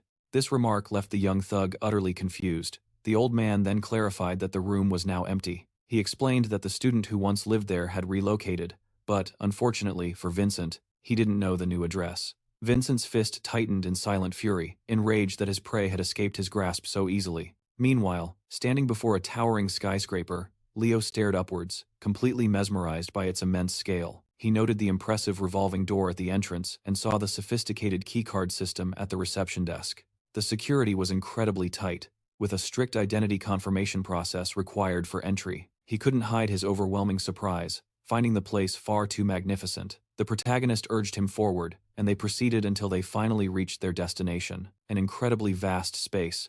Upon entering, Ryan reveals the apartment spans approximately 330 square meters. The sheer scale leaves Owen speechless. It's far too immense for a simple apartment. He finally musters his voice to ask, "Isn't a place this grand a bit excessive for just the two of us?" He then cautiously inquires about the contract's cost, to which Ryan calmly replies that this size was a non-negotiable necessity, especially since he could afford it, explaining the contract required a $550 million deposit. Owen's jaw drops when he adds that the monthly rent is a staggering $22 million. The number is unfathomable. Not long ago, they agonized over spending a mere $5,000 on a simple snack, deeming it an extravagance. The contrast is jarring, prompting him to ask, "Isn't this far too expensive? We could find something much cheaper." But Ryan shakes his head, stating firmly that they need to spend as much as possible. His mind is fixated on one thing: absolute security. He envisions the first day of every month, a day when all players are forcibly plunged into a narcoleptic state. It is, without a doubt, their most vulnerable period. In this state, they become helpless targets, susceptible not only to disasters like fires or earthquakes, but also to assassins hired by rival players. In essence, as their consciousness is pulled into the other world, they must ensure their physical bodies remain completely secure in this one. Ryan knows with chilling certainty that no matter how powerful someone becomes in that other world, it all turns to dust if their body perishes in real life. Shaking off the grim thoughts, he asks his brother if he likes their new home. Owen, of course, says he does, but a shadow of contemplation crosses his face, dimming his initial excitement. He suddenly turns to Ryan with an apology, his voice heavy with guilt, realizing his brother will soon be dragged back to that dangerous world, while he himself remains here, enjoying this comfort. The thoughtlessness of his own bliss strikes him, and he feels a deep need to apologize for it. Ryan places a reassuring hand on his shoulder, asking why he's so dejected when he fully intends to return after the next round. He then tries to lift his spirits, suggesting they check out the Korean restaurant located on the second floor. Just then, his phone buzzes. He glances at the screen with a wry smile, amused that the other players finally figured out he had moved. He considers just ignoring the call. There's no point in answering. It's not as if they will ever meet in the real world again, even if their paths are destined to cross in the other. Things will be different now, Aiden resolved, slipping the phone into his pocket without answering its call. A day after the world-altering change, Aiden awoke to find his brother, Leo, already dressed and preparing to leave. "Going somewhere?" Aiden asked. Leo turned and explained, "I ordered some rice cakes, so I'm just heading out to pick them up." The statement struck Aiden as profoundly odd, coming completely out of nowhere. Why on earth was Leo talking about rice cakes? It was a detail so bizarre, it sent a ripple of unease through him. He searched his memories of the previous timeline, but found nothing of the sort. He knew regressions weren't perfect copies of the past, but this rice cake incident was a completely new variable, a story he was hearing for the very first time. His mind racing with possibilities, he decided to probe further. "Why did you buy them?" he asked. His brother's reply was disarmingly simple: "To give to the neighbors." "It's just good manners," Leo said. Aiden found this intriguing. It was, indeed, a polite thing to do. "Hold on, I'll come with you," Aiden offered, wanting to witness this new event firsthand. They started by ringing the intercom for the first apartment. A voice crackled through the speaker, asking who it was. Leo responded warmly. "We've just moved in next door and wanted to say hello." A young woman opened the door, greeting them with a pleasant smile, before noting their resemblance. "Are you two brothers? You look so much alike." With a huge grin, Leo confirmed that they were, extending their gift. "We wanted to give you this rice cake. Please eat it while it's still warm," he urged. The woman looked genuinely surprised by the beautifully presented cake. "Oh, thank you so much. I can't wait to try it," she said gratefully.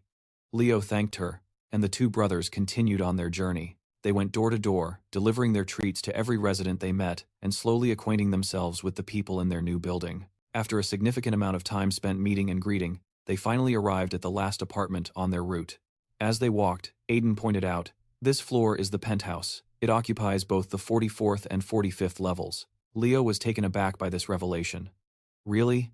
The people who live up here must be incredibly rich." "I don't know the exact details," Aiden confessed, "but it's probably a very wealthy family, or maybe even a celebrity." He pressed the doorbell, but the chime was met with silence. He tried again, yet no one appeared. Assuming the apartment was empty, they began to turn away, figuring they would have to leave. But as he pivoted, he froze, startled by a figure that had been there all along. He couldn't trust his own eyes. Standing before him was the famous actress, Erin Co. A wave of embarrassment washed over him, disarmed by a beauty so divine she seemed more like an angel than a person. Suddenly, a man stepped forward, cutting them off. "Are you fans?" he asked sharply. The protagonist quickly apologized, explaining that wasn't the case. "We're just the neighbors from the floor below," he explained, holding out a cake. "We brought this to share." The man waved a dismissive hand. "We don't want any, and besides, Aaron doesn't eat things like that." He then stormed towards the elevator. He summoned the lift and commanded the actress to follow. As she walked past, however, she paused for a moment. She cast a final glance back at them. The main character admitted he didn't know who that man was, but his rudeness was undeniable, telling his brother to ignore him. "I'm fine," Ryan replied, his voice filled with awe. "Did you even see her?" Ryan asked. "See what?" his brother shot back. "The actress. We were standing right in front of her. It was like looking at a mermaid." Meanwhile, news outlets were flooded with reports about celebrities who hadn't woken up after the grand New Year's event. The one absorbed in these reports was Erin, struggling to comprehend how the world could just keep functioning. Her trance was broken by a notification on her phone, a message asking if she had seen the latest news. It informed her that Solon had passed away. She continued the text conversation, but her mind was elsewhere. She could only fixate on the fact that someone more famous than she was had perished in the game's first round. A chilling fear gripped her, knowing the same fate could have been hers if she hadn't been fortunate enough to acquire a good rune. She was profoundly grateful that she had managed to grow stronger, even just a little, as she pictured the alternative. She realized in that instant that she never would have reached this point without the backing of her sponsors. Leon drew near, his voice gentle as he asked what weighed so heavily on her mind, assuring her that she could speak her heart to him. She confessed the depth of her fear, admitting she couldn't comprehend how their world had twisted into this nightmare, nor could she see how they would survive the coming trial. He urged her not to look ahead with such dread, reasoning that there was no sense in torturing herself over a future they couldn't predict. He simply asked for her trust, telling her to relax. Alara offered a faint, bittersweet smile. In this broken world, there was no one else left to trust. Though she accepted his words, she knew a deeper truth. His vigilance had sharpened ever since they had assigned her a dedicated manager and a personal guard. Initially, she assumed it was merely for observation, but she had to concede one undeniable fact. If it hadn't been for him, her life would have been extinguished in the merciless chaos of the very first round. Leon's voice hardened with resolve, vowing to protect her no matter what horrors they faced, insisting that was precisely why she could never surrender to despair. His conviction ignited a spark within her, and she thanked him for his unwavering support before changing the subject to the new neighbors who had just moved in. She mentioned that the cake they brought looked absolutely delicious, to which he teased that she would gain weight if she ate it. But her point was that they had made a genuine effort to greet them, and she worried their reception must have seemed hurtful. Leon advised her not to overthink it, suspecting they merely wanted something from her, but Alara couldn't shake a different feeling. She hadn't received that impression at all. To her, they seemed like genuinely good people, too sincere to be deceptive. She considered their apparent age, guessing they were over 15, which meant they must have slaughtered the 100 goblins just to survive. The thought was astonishing, especially since she had noticed that the pair didn't seem the least bit frightened or traumatized. It was as if they had walked through hell unscathed. Her security guard found her awe rather amusing. He scoffed that only a complete fool would have failed that mission. A small laugh escaped her lips, too, considering the ability he had acquired was immensely useful in the other world. Yet, it was nothing compared to the breathtaking power of the Black Reaper. She vividly remembered watching him tear through goblins as if they were nothing, a force so absolute she had almost felt sorry for the monsters. Her mind drifted, wondering what kind of life a boy with such power could possibly lead back in the real world. The thought of partnering with someone like him was exhilarating, yet as the second round drew near, her excitement curdled into pure terror. She had scraped through the first round by a whisper of luck, and the uncertainty of what lay ahead gnawed at her as the days slowly passed. And so, on the 31st of January at 11 o'clock in the morning, Liam was in the middle of vacuuming when he saw his brother had returned. His brother immediately asked if he'd turned a profit, and Liam simply confirmed that he had indeed been successful. He casually mentioned it wasn't much, just around 15 billion, before launching into the tale of his eventful trip to the bank. The president of the institution, he explained, had been utterly astounded to see the name of this particular fortunate client once more. Overwhelmed with curiosity, the president had asked for the secret to such consistent wins, to which Liam cryptically explained that he received divine messages in his dreams. But Leo just laughed, remarking how wonderful a dream like that would be, a sentiment that made Liam himself find the story amusing. He then asked if Liam planned to funnel everything into Bitcoin, and Liam confirmed he would, especially now that its value had climbed to 150 billion.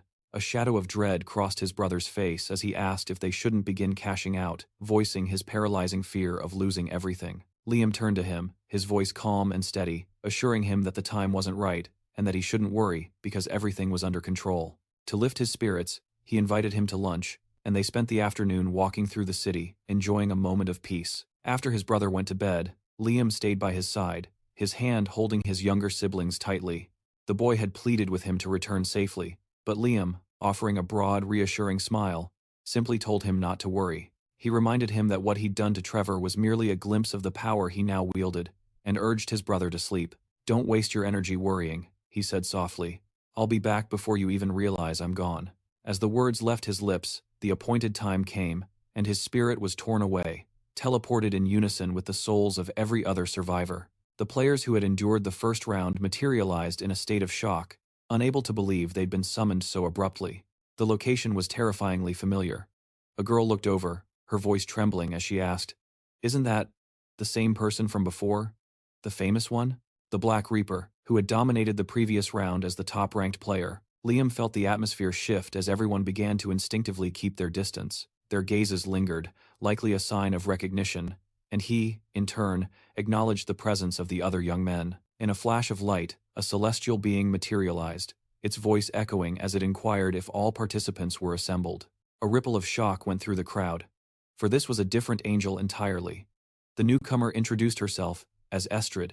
She elaborated that the angel who oversaw the first round had suffered an unfortunate accident, and because of this, would be unable to preside. However, she urged everyone not to be alarmed, as she would now be taking responsibility for the second round. Estrid delivered this news with a malevolent smile, unfurling her vast wings in a display of overwhelming power. As she prepared to announce the objective, the system interface suddenly activated before them all, heralding the start of round 2. It also displayed the final number of survivors from all regions, including their own, leaving everyone in a state of confusion.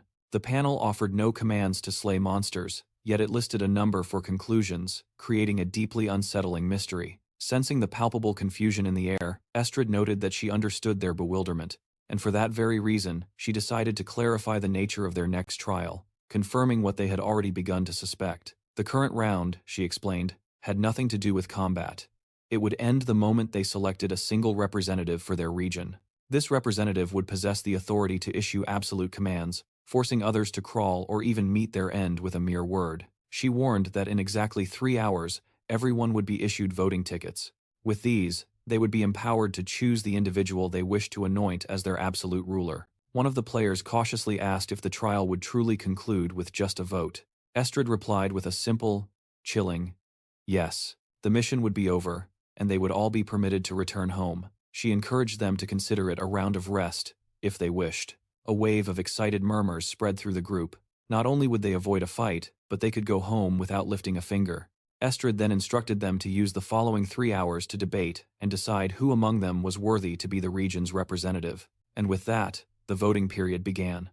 A wave of celebration swept through the crowd, relieved by the seemingly simple mission, a stark contrast to Aiden's silent unease. While his companion fumed, utterly frustrated by the missed chance to fight, Raymond calmly advised him to relax. Arguing that simply surviving was a victory, his friend shot back that he had poured all of his points into raw strength. The inability to unleash that immense power was agonizing, a sentiment Raymond observed with quiet focus. It was a familiar story. The young warrior had once again amassed incredible power, and now history was repeating itself. He turned and strode toward the forest, knowing that finding a representative was just the first step. That was the least of his worries, because where a main mission existed, side objectives were sure to follow. Optional missions would be the key, and he gripped his dagger, his mind set on the promotion quest that would grant him a class. He held his blade steady, his gaze locked onto the goblin lurking in the path just ahead. This was precisely why reaching level 10 as fast as possible was paramount. His presence provoked a nearby hobgoblin, which immediately charged. Raymond met the assault without flinching, felling the monster in a single, fluid attack as a notification confirmed the hobgoblin's demise. His kill count climbed to 1 out of 100, and the coveted triple experience bonus was immediately applied. This rewarded him with 9% experience, an additional 15 gold, and a 1% increase to all attributes. A benefit from the rune of the kill, this effect spurred Raymond's decision to press deeper into the forest for more prey. He knew that where there was one goblin, there were hundreds, a thought that was instantly validated as several more appeared. The sight brought a grim satisfaction.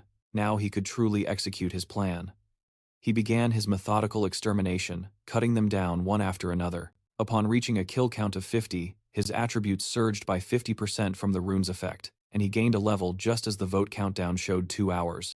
Exactly 2 hours remaining. He was surprised to realize only 30 minutes had elapsed and decided to pull up his status window for a closer look. He confirmed that he had already reached level 9, and with it came 8 new attribute points to distribute. He decisively allocated all of them into dexterity, knowing it was the most vital stat during the initial phase. It was a far better outcome than receiving the strength rune, which would have forced him to pour every single point into raw power. Surviving on that attribute alone was a fool's gambit. One could possess infinite strength, but a single, well-placed fatal blow would mean the end. Death would be absolute and unavoidable. He reviewed his current stats, a mere 4 points in strength and 4 in intelligence. These were balanced by a significant 30 in dexterity and another 4 in luck. Strength governed physical damage, health, and defense. Intelligence, on the other hand, fueled his magical damage, willpower, and cognitive ability, while dexterity enhanced his attack speed. It also boosted his movement speed and his chances of evasion.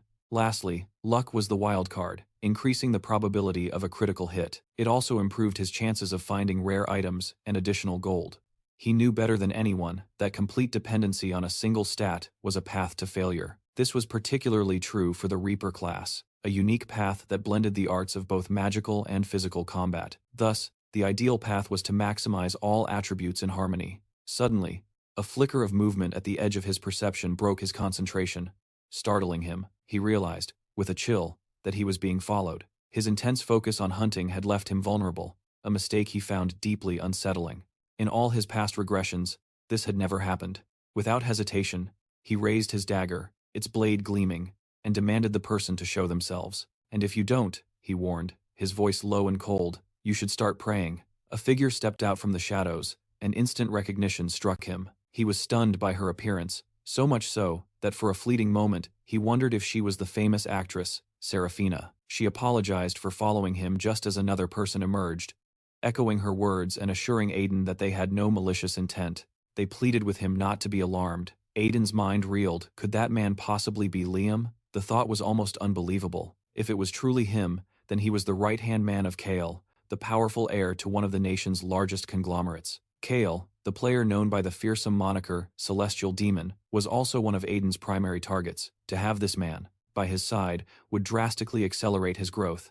Yet, history dictated that the one destined to recruit Liam was the priestess, the very same one who was with him during the 20th round. Inwardly, Aiden conceded his profound surprise at encountering this key player so soon, and he struggles to understand why he's with Erin, until the image of her dedicated head of security flashes through his mind. He found himself wondering if they were one and the same, a thought that brought back a story about Gyung Lok sponsoring a famous personality. However, pushing those thoughts aside, he cut to the chase, demanding to know why they were following him. Despising this new turn of events, she watches as the future shifts once more. Terrified, she reveals her vision of him abandoning everyone else. She admitted to following him the moment he entered the forest, offering a sincere apology in case her actions had angered him. She quickly clarified that their only purpose was to make him an offer, to which he bluntly asked what this proposition was. Relieved that he was at least willing to listen, she confessed that she had been seriously considering their cooperation. Ryomen found this amusing, remarking that the word cooperate implied a mutual need between both parties. He then pointedly asked how they could possibly be useful to him, given that he was already succeeding quite well on his own.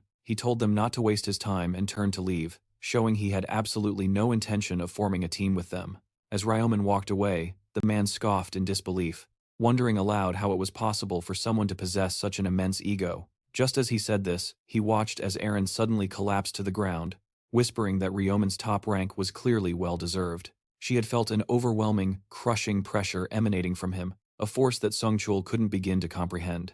Yet, he reasoned that it's only natural to feel nervous when you sense a blade is pointed in your direction. Getting back to her feet, she conceded that she truly wanted to form a team with him, but it seemed that hope was now lost. Her bodyguard said he had anticipated this outcome. He reasoned that excessively proud individuals are difficult to deal with, and urged her not to waste time pursuing someone so unwilling, someone who clearly wanted nothing to do with anyone. Erin simply responded that it was fine, her expression shifting to one of surprise. She had never imagined there would be goblins in this forest, and proposed that they should perhaps hunt for a while. With that decided, the two departed to begin their hunt.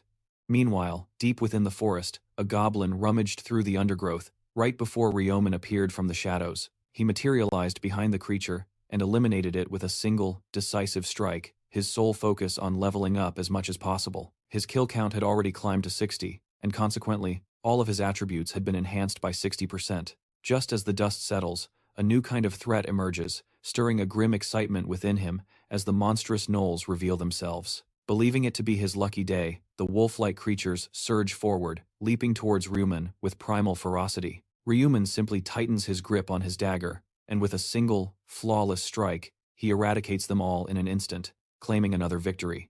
With this, his tally of defeated foes climbs to 65, and a surge of power elevates him, finally allowing him to reach level 10. Every condition for his class advancement has now been perfectly satisfied. The final requirement is fulfilled. A notification announces that he can now access the shop, but more importantly, it unveils the existence of a hidden, extra mission. His eyes scan the system screen, absorbing the crucial information related to this clandestine secondary objective. The task is clear. He must advance before the devotion timer expires, which means acquiring the advancement item to secure his new class. Success promises a 50% discount on daily shop items. He pauses, realizing how utterly perplexing this mission would be to anyone else. They would undoubtedly be baffled, possessing no context for the secret path he was about to walk. While everyone knows gaining a class is a monumental achievement, the true enigma is how one obtains the necessary progress item. This rare artifact can only be acquired by meeting a set of highly specific and often obscure conditions. For example, aspiring warriors must increase their strength to at least 10 and slay 30 monsters from the same horde to qualify. Berserkers are required to hunt for an extended period while bleeding, and assassins must land multiple successful critical strikes. He muses that in his original timeline, his relentless monster hunting had inadvertently unlocked the hunter class for him. But ever since discovering the Reaper of Death, he has chosen that singular path through every single one of his regressions. He activates the progress item, and a system notification appears, bearing a solemn warning that this choice cannot be undone. The decision must be made with absolute certainty, as the system formally asks if he wishes to advance to the Reaper class. Without a shred of doubt, he confirms his choice, and an incandescent burst of light erupts, consuming his entire form. The light envelops his body as a final notification confirms his reward. He has successfully progressed to the Reaper class. He had also acquired the Reaper Rune, an artifact whose power shifted with the cycle of day and night. By day, its effect doubled the impact of his weapon attacks, and under the cover of darkness, his attack speed would surge by 50%. While standing still at night, his presence would be concealed, drastically reducing the chance of being spotted by an enemy. The rune seared itself onto his body, a permanent mark of his new power, and as a further reward, the Reaper's scythe itself materialized before him. Rylan stared in disbelief, stunned to have obtained both the legendary rune and its signature weapon from this single breakthrough. His rank had officially elevated from beginner to apprentice, prompting him to immediately open his attribute window to inspect his new class. He reviewed his updated attribute points and personal information, his mind contemplating the 6-tiered hierarchy that governed players in this world. There was the Grandmaster at level 99, the Master at level 60, the Specialist at level 40, the Regular at level 20, the Apprentice at level 10, and the Beginner at level 1. In that moment, a new notification illuminated his vision, confirming he had learned a skill directly from the Reaper class itself. He now possessed the Death Insignia, an ability that conjured a spectral mark only he and his target could perceive. This mark revealed the target's remaining health, while also ensuring that an additional 100% damage would be inflicted with every attack he landed. However, this potent curse could only be applied to a single target at any given time. He then equipped the Reaper's Scythe, a rare-grade weapon that instantly increased his base attack by 25. It possessed a unique trait, adding 1 extra attack per strike, which could stack up to 5 times, and its durability was rated for 225 uses. The only restriction was that the wielder had to be an apprentice or higher. Its description called it an enormous scythe, rumored to have been wielded by the Reaper, a weapon notoriously difficult for any novice to control. With this immense progress, Rylan was officially recognized as the first player to achieve a rank advancement, and as a reward for this pioneering feat, he received the random gold pouch. From it, he learned the invaluable track skill. This skill allowed him to track the precise location of a chosen target, but it required a perfect match of both their face and nickname to function. The cost to activate such a powerful pursuit was a steep 20,000 gold coins.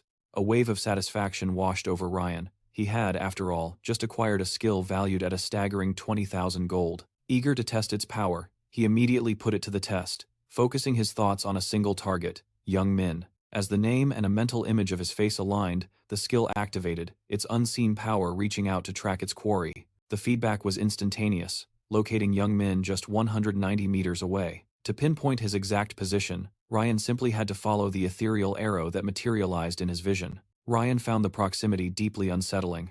A distance of 190 meters could only mean that Young Min had entered the forest. This was a stark contrast to their last encounter when he was 2 kilometers distant, prompting Ryan's belief that he needed to investigate. Meanwhile, deep within those same woods, Sangchul and Arin were desperately fleeing when she suddenly stumbled and collapsed to the ground. She gasped that she couldn't run any further, that her injured leg couldn't take it, but he pleaded with her to try, insisting they had to keep going at all costs. "If they catch us, it's over," he warned.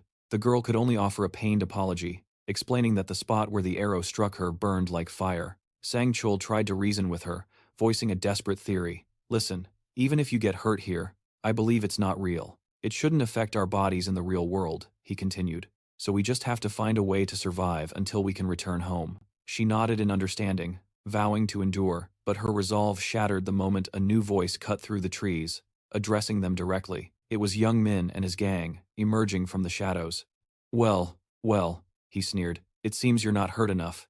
Chul's heart began to pound with dread. His thoughts turned venomous, silently cursing Arin for her weakness, blaming her entirely for their capture. Left with no alternative, he braced himself for a fight, a reaction that brought a flicker of amusement to Young Min's face. "Are you sure you want to fight?" Young Min taunted, gesturing to his numerous allies.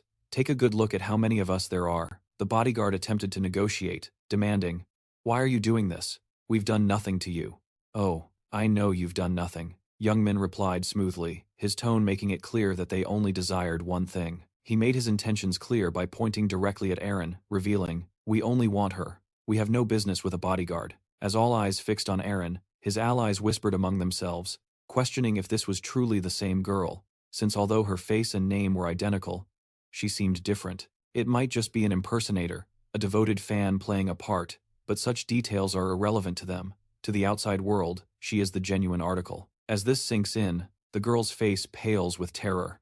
Young Min coldly states that abandoning Arin now means letting the old man walk free. A grim realization dawns on Sangchul. He should have anticipated that Arin would be their primary target from the very beginning. In truth, he could have abandoned her without a moment's hesitation. After all, he had no intention of sacrificing his life for her. However, he recognized the predicament he was in. Failing to protect her would mean failing the director of Jianglok, a consequence he could not afford. With this resolve, he braces himself, assuming a combat stance. A silent declaration of his intent. The sight amuses Young Min, who scoffs. "Does an old man like you honestly believe you stand a chance?" The bodyguard retorts, questioning if he understands the gravity of committing such a heinous crime. The larger thug erupts in laughter, finding the notion utterly absurd. "Crime? There are no laws here," he bellows. "Who are you going to report me to when you get back to the real world?" He leans in with a sneer. "And what proof will you show them? We aren't even using our real faces." Sung Chul's resolve hardens with each taunt, acknowledging that words are useless here. He would have to fight, injured body and all. In that tense moment, he senses a new presence beside him, and hears a voice ask, "Is that truly the Black Reaper?" A flicker of unease crosses Young Min's face. He hadn't detected anyone's approach. The main character steps into the light, his gaze sharp as he asks, "What exactly do you think you're doing here?"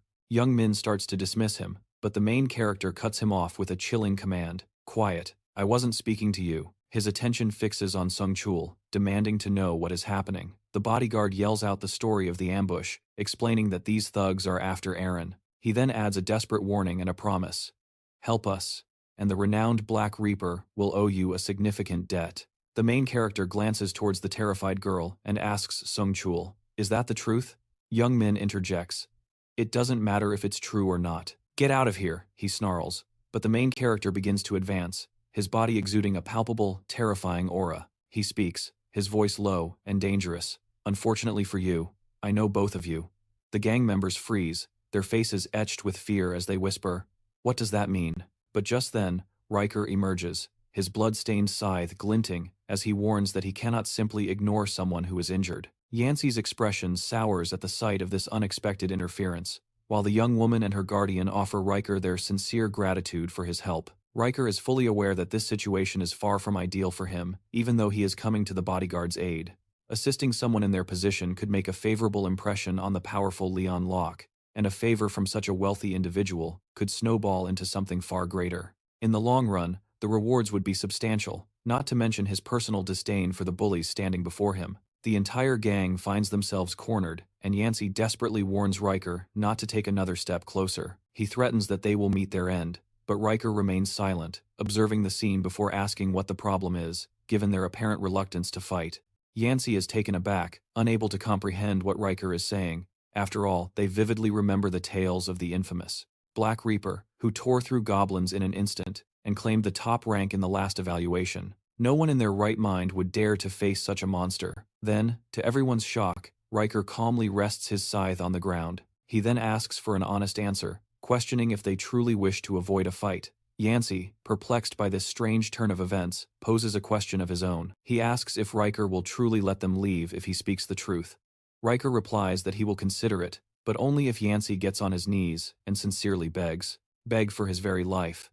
A cold sweat breaks out across Yancey's brow as he realizes he is being asked to utterly humiliate himself. The thought of doing so in front of his friends, and especially in front of Aaron, causes a furious anger to well up inside him. He desperately wanted to avoid a confrontation, but now this overwhelming rage is coursing through his veins. He pauses for a moment of reflection, recalling the immense power he felt when his punches shattered a solid wall. If he possesses that kind of strength, then perhaps, with a stroke of luck, he could even send the legendary Black Reaper flying with a single punch. This thought ignites a dangerous spark of hope within him, so he takes a defiant step forward.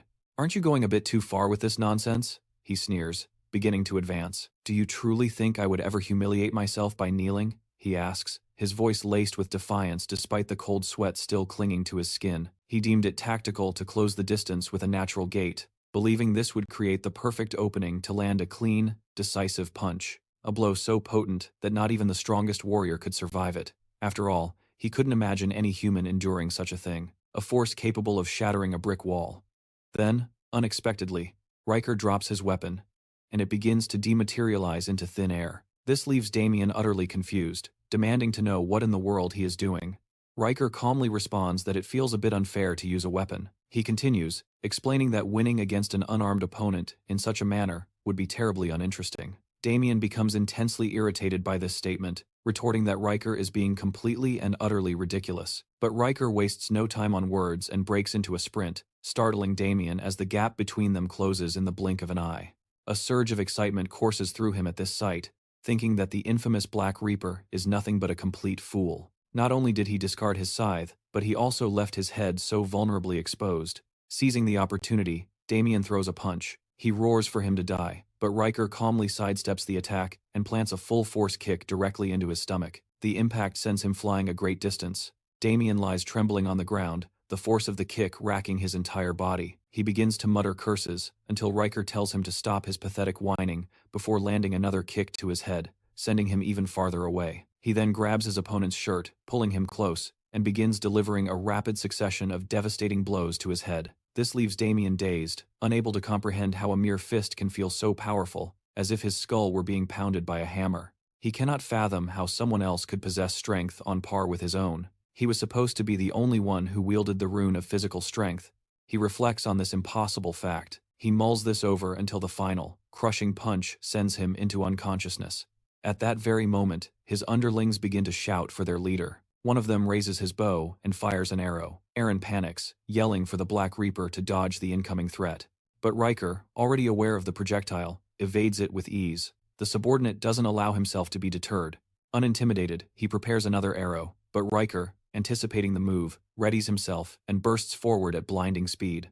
He weaved through their attacks effortlessly, closing the distance until his voice was a mere whisper, asking if the man truly considered himself lucky to have received only a bow while hunting monsters. A wry smile touched Ronan's lips as he summoned his scythe, his tone dripping with sarcasm. "It's a genuine tragedy that we had to meet," he mused.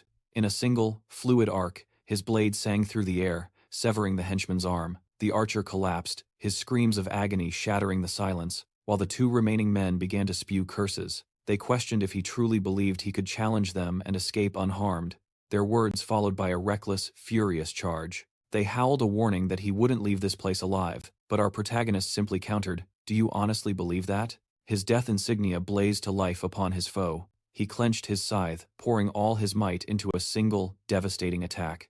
The blade struck low, shattering the man's legs and sending him crashing to the earth, his own screams joining the dreadful chorus. This sight plunged the last man into absolute terror. Ronan advanced, his deliberate steps echoing the man's frantic heartbeat. "Do you truly have the nerve to point that thing at me?" the man stammered. In response, Ronan seized his arm and cut it clean off. With another man now terrified and maimed, our protagonist paused to coldly analyze the gruesome scene he had created. He expected nothing less from the power of the death insignia. Its performance was flawless. Its effect was absolute, doubling the damage dealt, and allowing him to slice through hardened armor with a single, decisive strike. He watched them all tremble on the ground, a tapestry of fear, and knew this couldn't be the end. A simple victory wasn't enough. He needed to instill a terror so profound they would never dream of causing trouble again.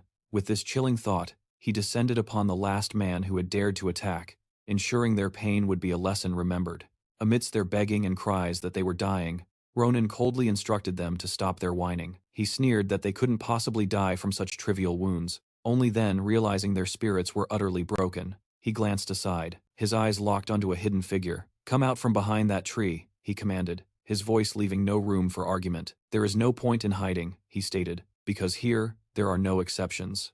With that, he began a terrifying swing of his scythe. With a single devastating slash, he severs the man's arm, the air splitting with a shriek of unimaginable pain. He coldly looks down at the whimpering figure, telling him to silence his wailing, insisting that such pain is trivial. His words are laced with the ice of his own memories, flashing back to the torment he endured, a suffering that eclipses anything this man could ever know. Fueled by this grim recollection, he strikes again, severing the second arm with chilling precision, as Aaron and Cole can only stare in stunned silence. Aaron is frozen, his mind reeling at the spectacle before him, for he never imagined the Black Reaper was capable of such cold-blooded brutality. To so utterly dismember an opponent who had clearly lost all will to resist was a level of ruthlessness he hadn't thought possible. And yet, despite the horrific nature of the scene, a part of him finds himself admiring the unnerving composure our protagonist displays. This chilling, unwavering focus solidifies a thought in his mind. This man, the Black Reaper, truly possesses the power to rival the president. In that tense moment, Rylan cautiously approaches, his voice filled with concern as he asks if the two of them are unharmed. Cole reassures him that they are, thanks entirely to their savior's intervention.